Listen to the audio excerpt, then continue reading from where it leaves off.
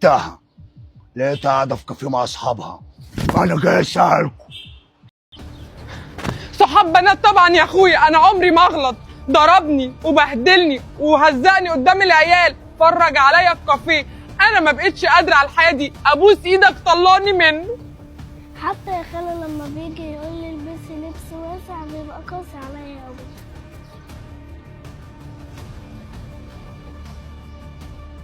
أنت ضربتها دوجي؟ ضربتها يا لوشا. خش جوه كل ايه؟ لو أدبي واحترامي في كل مشكلة مع أختي خليك تفهم إني ضعيف، فأحب أوضح لك يا دوجي. أنا لوشا بتاع القديم والشيخ الجديد. أنا هحرمك من مرادك يا دوجي اللي هي أختي. طالما ضربتها مش هرجعها لك تاني لغاية ما نستخير ربنا فيك. يعني اعتبر اللي أنت بتهددني